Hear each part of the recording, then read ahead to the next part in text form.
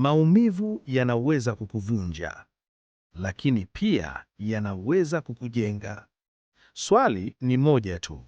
Je, unayasikiliza au unayakimbia? Leo, hebu tuelewe kwa nini maumivu yanaweza kuwa na maana kubwa kuliko tunavyofikiri. Kabla hatujaanza, usisahau kusubscribe, bonyeza alama ya kengele ili kila video mpya ikitoka uwe wa kwanza kujifunza kitu kipya kuhusu akili ya mwanadamu na maisha ya kila siku kisaikolojia. Kwa nini tunaogopa maumivu? Kila binadamu anaogopa maumivu. Hili ni jambo la kawaida kabisa. Lakini kinachotutofautisha si kuepuka maumivu, bali namna tunavyoyatafsiri. Jamii imetufundisha kuwa kuumia ni kushindwa, kulia ni udhaifu, kuonyesha hisia ni aibu. Lakini kisaikolojia, ukweli ni tofauti kabisa. Maumivu si ishara ya kushindwa, ni ishara ya kuguswa na maisha. Namba moja, maumivu ni sehemu ya uzoefu wa binadamu. Hakuna mtu aliyekuwa bila kuumia.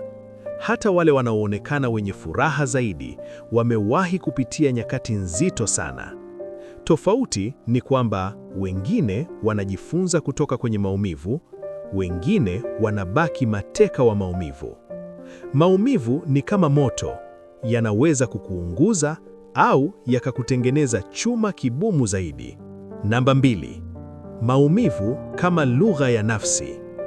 Nafsi ina njia zake za kuzungumza, na moja ya lugha zake kuu ni maumivu. Unapohisi uchungu wa ndani usioelezeka, huzuni isiyoisha, hasira ya ghafla, uchovu wa kihisia, huo si udhaifu, ni ujumbe unaosema kuna kitu ndani hakipo sawa. Maumivu huonyesha mahitaji uliopuuzia, mipaka uliovunja, hisia ulizoficha, ukweli uliokataa kuukubali. Namba tatu, maumivu na uhalisia wa mahusiano. Maumivu mengi hutokana na mahusiano. Kwa nini? Kwa sababu binadamu ni kiumbe wa mahusiano. Maumivu ya kusalitiwa, kupuuzwa, kukataliwa, kupendwa bila kuthaminiwa, yote haya yanaumiza kwa sababu yanagusa hitaji la msingi la binadamu, kupendwa na kukubalika. Maumivu haya hayamaanishi haukustahili upendo, bali yanaonyesha ulijaribu kupenda kwa dhati. Namba nne, maumivu kama kioo cha nafsi. Maumivu yanapotokea yanakuuliza maswali mazito. Kwa nini hili linaniumiza sana? Ni nini nilichokuwa nategemea? Ni wapi nilijisahau ili nimfurahishe mwingine? Ukijibu maswali haya kwa uaminifu, unaanza kujijua kwa undani. Watu wengi hawajui wao ni nani, kwa sababu hawajawahi kukaa na maumivu yao. Namba tano, kukimbia maumivu ni sumu ya kisaikolojia. Watu wengi hukimbia maumivu kwa kulewa, kujifungia kwenye mitandao, kujifanya hawajali, kuingia kwenye mahusiano mapya haraka, kunyamaza kupita kiasi. Lakini maumivu yakikimbizwa hayapotei. Hujificha, hukomaa, hujirudia kwa nguvu zaidi. Ndiyo maana kuna watu hawana furaha hata wakicheka, wanakasirika bila sababu, wanahisi upweke hata wakiwa na watu.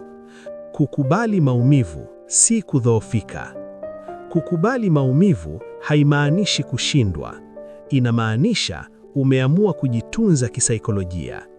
Kukubali ni kusema ninaumia na hilo ni sawa.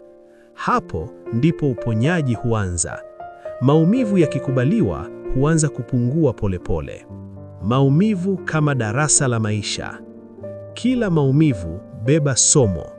Maumivu ya mapenzi, kujithamini, maumivu ya kushindwa, unyenyekevu, maumivu ya kupoteza, kukubali mabadiliko, maumivu ya kukataliwa, kujikubali. Maumivu hayaji bahati mbaya, yanakuja kukufundisha kitu ambacho furaha isingeweza kukufundisha. Maumivu na ukuaji wa ndani. Ukuaji wa kweli hutokea ndani, si nje, na ukuaji wa ndani hauji bila maumivu. Ndiyo maana watu waliopitia maumivu huwa na huruma zaidi. Wanaelewa hisia za wengine, hawahukumu haraka, wanathamini maisha kwa kina. Maumivu yanapanua nafsi. Tofauti kati ya kupitia maumivu na kuishi ndani ya maumivu. Kupitia maumivu ni sehemu ya maisha, lakini kuishi ndani ya maumivu ni uchaguzi wa muda mrefu. Usiruhusu maumivu yawe utambulisho wako, ya kuamulie thamani yako, ya kuzuia kuishi. Wewe si maumivu yako. Wewe ni mtu aliyepitia maumivu. Jinsi ya kubadilisha maumivu kuwa maana. Namba 1, tambua maumivu. Hatua ya kwanza ni kukubali unachohisi bila kujilaumu. Kukubali maumivu haimaanishi udhaifu, bali ni mwanzo wa kujiponya. Namba 2, elewa chanzo chake. Jiulize, kwa nini hili tukio limeniumiza sana? Mara nyingi maumivu huonyesha matarajio, hofu au mahitaji ndani yaliyoguswa. Namba 3, chukua funzo. Kila maumivu beba ujumbe. Maumivu ya mapenzi, kujithamini; maumivu ya kushindwa, unyenyekevu; maumivu ya kupoteza, kukubali mabadiliko; maumivu ya kukataliwa, kujikubali. Maumivu hayaji bahati mbaya, yanakuja kukufundisha kitu ambacho furaha isingeweza kukufundisha. Namba 4, achilia lawama. Kuendelea kulaumu huendeleza maumivu. Kuachilia haimaanishi kusahau, bali ni kuamua kutobeba mzigo usio wako. Namba 5, badilisha mtazamo. Uliza, hili linanifundisha nini? Badala ya kwa nini mimi. Hapo ndipo maumivu yanageuka kuwa maana. Maumivu hayaji kukuangamiza, huja kukuonyesha sehemu ya nafsi yako inayohitaji uangalizi na mabadiliko. Hapo ndipo maumivu yanageuka kuwa hekima. Maumivu si adui wako, ni mwalimu mkali lakini mwaminifu. Ukijifunza kuyasikiliza, utajifunza kujipenda, kujielewa na kujiheshimu zaidi.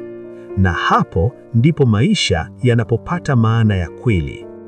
Kama umefika hapa, ina maana ujumbe huu umekugusa. Andika kwenye comments, maumivu ni mwalimu.